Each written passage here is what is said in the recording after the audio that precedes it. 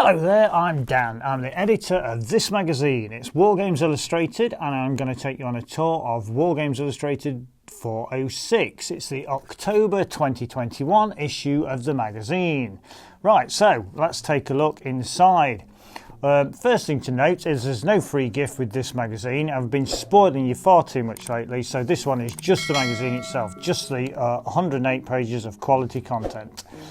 And first thing we get to is the editorial. That's a long one from me this month because it does take some explanation concerning the theme of the magazine, which is just add fantasy. Now, we don't often, or we've perhaps never before done a fantasy theme for the magazine. So in the editorial, I do explain why we're doing fantasy and why we think we can get away with it, and that in our opinion, fantasy is kind of just another period for your tabletop gaming. So the first few pages of the magazine are the usual subscription stuff and a couple of adverts until we get to the first of our regular features, which is Quickfire. Quickfire is where readers send in the projects that they've been working on over the last couple of weeks or couple of months, and we have some great pictures of what people have been up to, like a sort of hybrid Doctor Who Stargrave Force by one of our readers. Then somebody's done a Turnip 28 Root Shrine, which is a great looking model that they've put together concerning the Turnip 28 thing that we've been covering in the magazine over the last few months. Then we get into another regular feature, which is Observation Post, new and forthcoming Wargames stuff. So we've got several pages this month concerning new figure releases from Crooked Dice, from Gripping Beast, and we've also got Osprey Games Stargrave expansion for called Quarantine 37, so we've got a couple of pages all about that. Back to figures again when we look at Wargames Atlantic's late Roman legionaries, and we've got a bit of a painting guide there. Mark, our in-house painter, gets them out of the box and puts them together and gives them a brush up and tells you a bit about how he did that. Another regular feature, a fairly new one, this is only the second month we've done this. This is Release Radar. This is done for us by Dom Saw, and he takes a look around the wargaming world at new products and new releases that are on his radar but might not have been on yours. So it's a lot of more sort of obscure things that are not from the big companies in the hobby, but little companies, but definitely things you should be looking out for. Past that, the last of our regular features is Full Paper Jacket. Full Paper Jacket's our look at books that should be on your shelf and will be of interest to all wargamers. Right, our first article proper, which is part of the Just Add Fantasy theme, is The Templars and the Demon Wars of 1307-1314. This is a great article all about the Templar Knights with a sort of fantasy twist concerning what the Templar Knights were accused of back in the 14th century of sort of demonic and devil worship, and of course they really weren't, but we put a twist on it that actually they might have been, and if they were, this is what could have happened.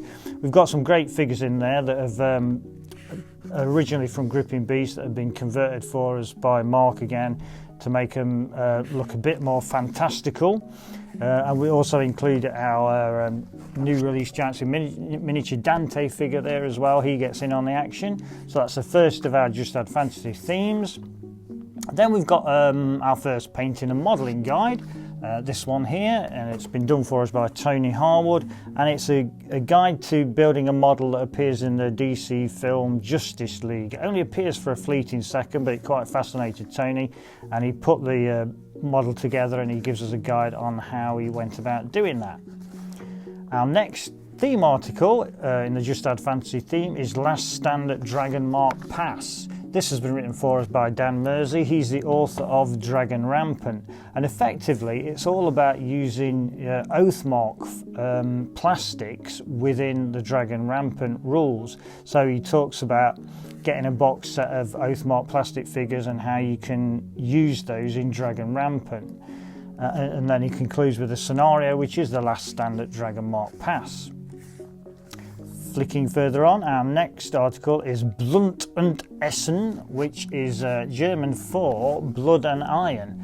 and it's a Franco-Prussian War article, this one. We used a lot of the new Perry Franco-Prussian War figures in this, and Bill Gray talks about the importance of railways or railroads within the Franco-Prussian War and how we can bring those to bear on the tabletop. We've also got a nice railway embankment that's been made for us there by Mark, who tells us a bit about how he went about doing that online. Next article up in the Just Add Fantasy theme is Making 7TV Fantasy. So I'm sure you've all heard of 7TV by Crooked Dice. There's 7TV Pulp, there's 7TV Apocalypse, and now there's a 7TV Fantasy as well. So we interviewed the guys who are behind that, and they tell us about how they put the game together and why. Building Breeze Home is a painting and modelling guide that comes up next in the magazine. This has been put together by the very talented Callum France, who's building a building that appears in the Elder Scrolls, and he tells us how he put that together using all sorts of different materials, including hardwood and dowels and things like that, sharing a lot of his tricks and tips for how he went about creating the brickwork and the walling and all sorts of things. That's the first part of that article. It's quite an in-depth guide, but even if you don't build the thing yourself, I'm sure you'll get a lot out of how he went about doing it. The next article is a treasure trove of Blanchitsu fantasy classics. Now, this is really the reason why we did the Just Add Fantasy issue in the first place. It's because we inherited from the ex-owner of the magazine, Duncan McFarlane, some John Blanch miniatures that were first painted about 40 odd years ago, and they contain a lot of early Games Workshop iconography that we found really interesting. So we've photographed these figures in great detail, and we show them you in great detail in the magazine and talk a bit about his painting style, his early painting style, and how that went on to become sort of what's known now as the Blanchitsu painting style. We also get a few words from John himself. Next article is The Battle of the River Idle, or Idle, I'm not sure how you pronounce it, but it's been written for us again by Dan Mersey. This time he's turned his attention away from fantasy and towards the Dark Ages. So, you know, the Sutton Hoo helmet, the famous Sutton Hoo helmet, well, he's creating some ideas for how you can bring the guy behind the helmet, Ragwald, the Anglo-Saxon king, onto the tabletop and use him in any one of your Dark Age rule sets. But it's basically all about getting him onto the table. We have a look at the figures, the numerous figures that are available with the Sutton helmet on there, but it's all about getting him onto the tabletop and getting fighting with him. Another one of our theme articles is Going Greek, Mythology in Your War Games. This is by James Morris, and he tells us about his Greek mythology collection, which is fabulous, and we've got some lovely pictures of the figures there. A lot of them inspired by films like Jason and the Argonauts and Clash of the Titans.